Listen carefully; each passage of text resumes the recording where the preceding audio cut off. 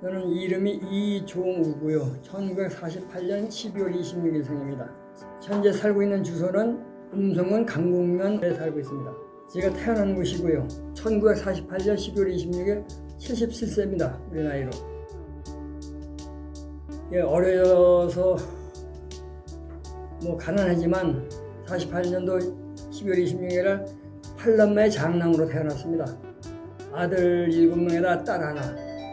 가난했지만 행복한 가정에서 태어났습니다. 너무나 가난한 가정에서 7남매가 크다 보니까 학력이 다 형제들이 다 짧습니다. 그래 저도 초등학교, 중학교를 4km, 5km를 걸어 다니면서 겨우 마치고, 중학교를 마치고는 시골에서 할 일이 없었습니다. 농촌에서 논도 별로 재산이 없어가지고 객지로 나갔습니다. 나가서 무엇인가 좀 해보려고 했는데 학력이 딸리니까 사는 길이 막막하더라고요. 그래 되는 대로 참 하는 일은 다 했습니다.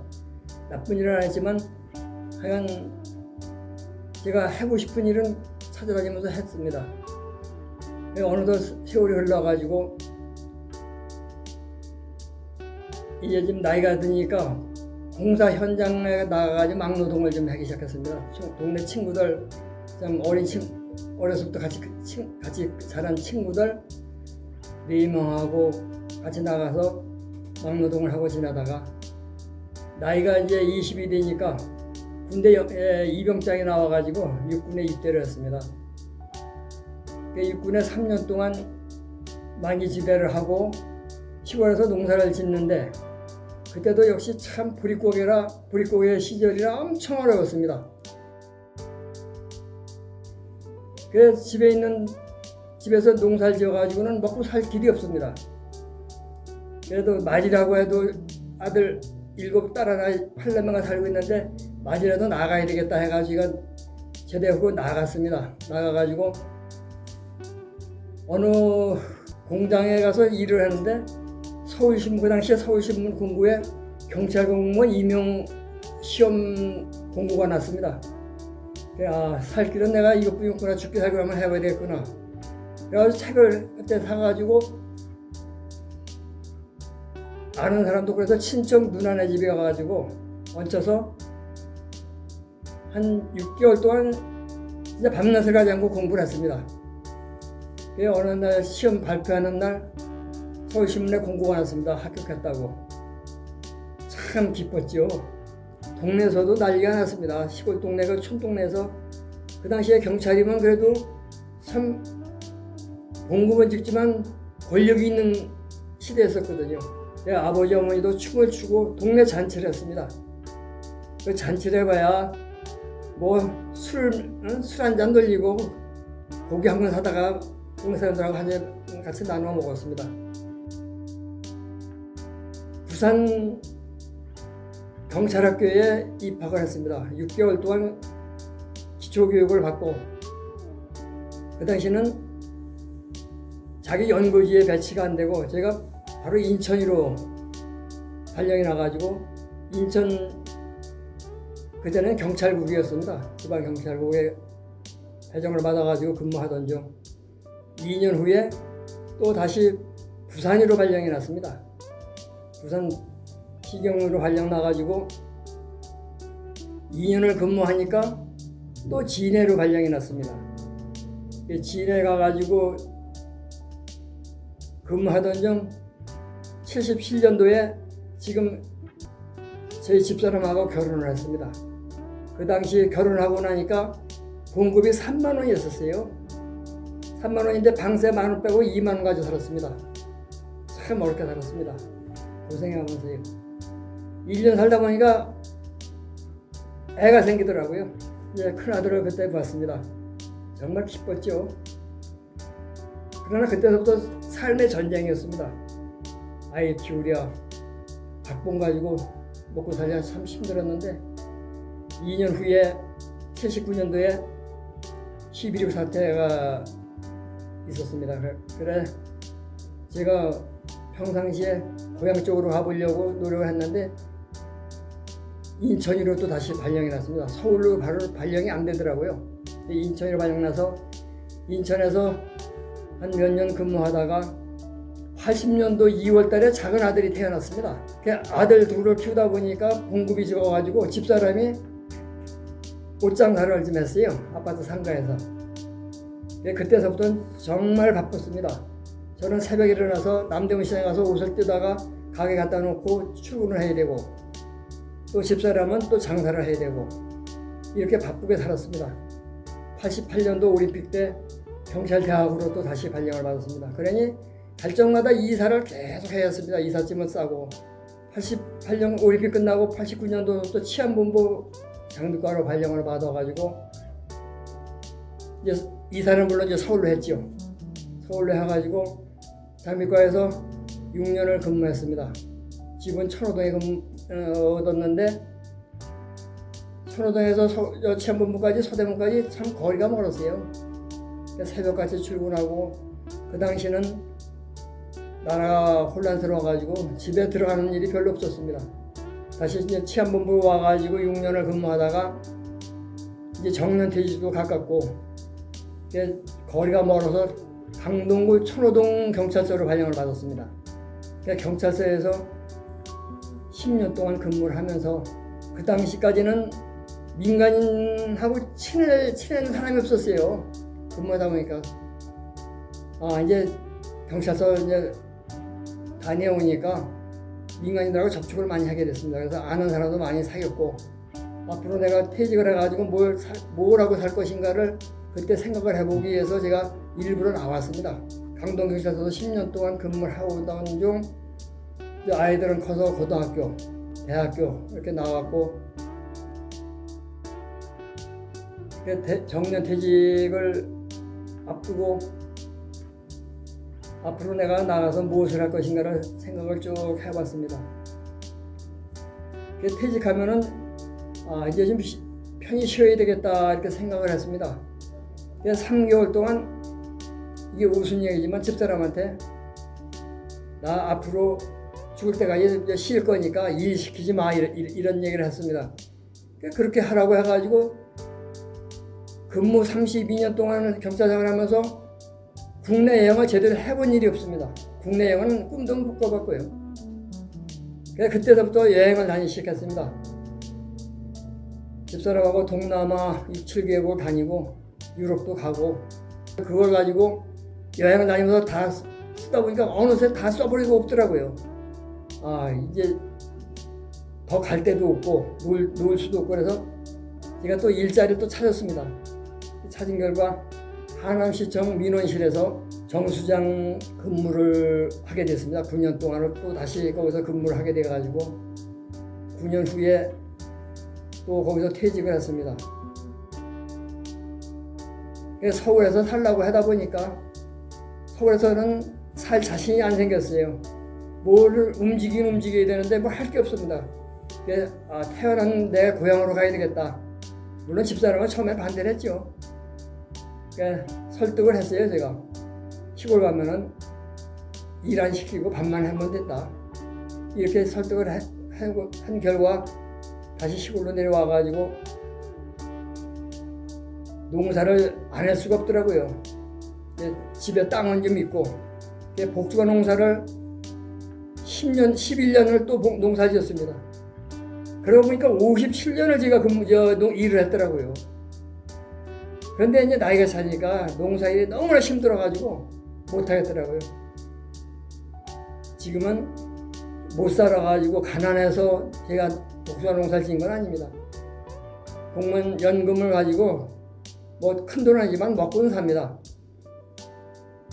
어느덧 이제 손주들이 있으니까 연금 가지고 둘이 먹고 살고, 이제 부수입 생기는 거 가지고는 손주들한테 써야 되겠다. 이렇게 하다 보니까 농사지면 그래도 힘들어서 농사지면 일꾼을 안 사고 둘이서 열심히 했습니다. 그러니까 한 3천만 원 떨어지더라고요. 다 지하고. 그걸 가지고 손주들 4명한테 다 썼습니다. 제가 손주들한테 약속을 했거든요. 손주한테 약속을 할 때 절대 그냥은 안 준다. 용돈은. 할아버지 할머니를 시골에 살면 올 적마다 돈을 주겠다. 얼굴 안 보이면 안 준다. 오늘 왔다 내일 와도 또 준다. 이런 식으로 애들하고 약속을 했습니다. 그래서 지금도 고등학교, 중학교 이렇게 컸는데도 잘 옵니다. 왜 오겠어요? 돈을 받으러 오는 거죠, 지금 말해서. 그러면 애들이 그러면 할아버지 나 돈 때문에 오는 거 아니야? 이런 얘기를 합니다. 물론 알지요. 지금까지 이렇게 살아오면서 며느리 둘과 아들들 다 잘 풀렸고요. 손주들 잘 크고 그래서 지금까지 살아왔습니다. 제가 대통령 훈장은 정년퇴직하면서 타는 것이고요.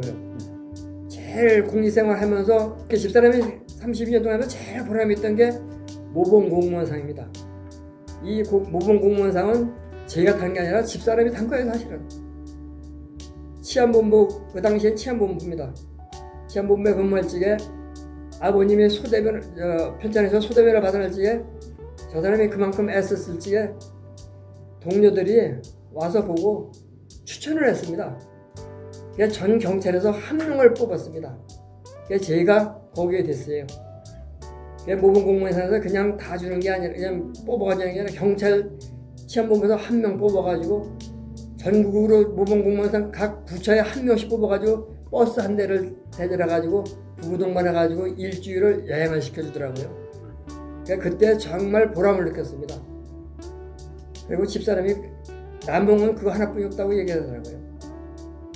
그리고 참 열심히 근무했습니다. 물론 유혹도 많고 경찰 생활하면 유혹도 많았습니다. 정년까지 저는 가난하게 살기 때문에 끝까지 연금을 받고 살려고 하면 끝까지 가는 수밖에 없다. 그래서 정직하게 살았습니다. 정직하게 살다 보니까 장관상 몇 번, 치안본부상, 서울시경상, 부산시경상, 경찰서장상, 음성 군수상도 받고 다 했습니다. 네, 우리 부모님은 너무나 가난하게 살았습니다. 저도 이해를 못할 정도로 가난하게 살았습니다. 어머니는 팔라멜 났으니 얼마나 몸이 약하겠습니까? 옛날에는 해소병이라고 했는데 지금으로 말하면 천식입니다. 계절만 되면은 입원을 해야 됩니다. 아버님은 약주를 좋아하셨죠. 열심히 일하셔도 남는 게 없습니다, 시골에서는. 우리 형제들 팔남매가 동생들 한 명도 어머니 아버지 속썩이는 사람이 아무도 없습니다. 우리 아버지 어머님은 그래도 참 복 받으신 분이라고 생각합니다. 아들들이 참 열심히 잘 하더라고요. 큰 아이가 작은 아이 도와주고 또 그다음 아이는 또 먹여주고 이런 식으로 크고 어느덧 다 성장해가지고 지금은 다 잘 삽니다. 서울에다 다 집 사고 아파트 한두 채는 가지고 있고 학교는 제대로 교육을 못 받았지만 열심히들 살았습니다. 우리 아버님 어머님은 참 아들들 결혼할 때까지 8명을 할 때까지 참 도움을 하나도 줄 형편이 못됐습니다. 저 장가들 때는 둘째 셋째가 모아가지고 장가 들고 둘째째는 셋째까지 넷째까지 모아가지고 다시 또 모아가지고 결혼시키고 이런 식으로 팔남매가 결혼식을 다 했습니다. 그래서 지금은 다 잘 살고요. 또 조카들도 많고 아버지 자손이 지금 42명이 됩니다. 팔남매에서는 다복하게 다 잘 돼가지고 있습니다. 어머님은 천식으로 해가지고 66세에 돌아가셨고 어머님 돌아가시니까 아버님은 제가 서울서 모셨습니다. 서울서 모시면서 한 2년 모셨는데 혈압으로 쓰러지셨어요. 그다음에 또 치매가 오시더라고요. 집사람이 2년 반 동안 소대변을 다 받아냈습니다. 왜냐하면 딸이 시골에 살고 있기 때문에 목장을 하기 때문에 올 시간이 없었어요. 그래 참 고생 엄청 많이 했습니다. 2년 반 동안 앓고 계시다가 94년도 돌아가셨어요. 지금까지 제가 살아온 생활 중에서 제일 미안한 점이 집사람한테 있습니다. 팔남매 장남한테 시집 와가지고 둘째, 셋째, 넷째, 다섯째 마지막까지 결혼을 시키고 하면서 지금은 이 시장에서 뭐 식당에 있었지만 옛날에는 다 밥을 식사를 해가지고 이 시장에 가서 먹었습니다. 그걸 다 했어요. 그래서 지금 우리 막내 동생의 저거 24살 차이입니다. 우리 아들하고 막내 동생하고 4살 차이가 그럴 거예요. 그런데 참 한 번도 형제들이 얼굴 찌푸리는 일 없이 잘 살고, 팔도 며느리가 될 줄 알았더니 며느리들이 7명인데 다 생활이 다르고 시방이 다른 데서도 와서도 하나 서로 여자들끼리도 의이 좋게 지냅니다. 지금까지 지냅니다. 제 말 한마디면 동생들이 다 움직이고요. 집사람 말은 왕말입니다. 왕. 뭐 그 정도로 다 따라줍니다. 우리말이면. 왜냐면 저희들이 살아오면서 동생들한테 하나도 숨김 없이 다 내놓고 살았습니다. 우리 본국 동생들이 제 본국을 다 먼저 압니다. 그래 참 웃은 얘기지만 동생들 도움을 많이 받았습니다. 이렇게 살아오는 동안 앞으로도 내 생전 동생들 서로 도와가면서 또 자식들 또 될 수 있는 우애 좋게 그렇게 살아가려고 노력하고 있습니다. 제가 가지고 있던 재산은 없습니다. 서울에 아파트 있는 거 팔고 다 정리해서 저는 아들들한테 이미 다 나눠주고 병원 다니고 우리 쓸 돈만 남겨놓고 내 정신 발걸치게 다 놀아줬습니다. 이렇게 살아야 또 아이들도 따를 것 같고 열심히 살았습니다. 그래서 제가 아들들한테 내가 지금은 묘비에다가 참 열심히 살았다 이렇게 좀 적어달라고 했습니다. 여보, 팔남매 장남한테 씌워가지고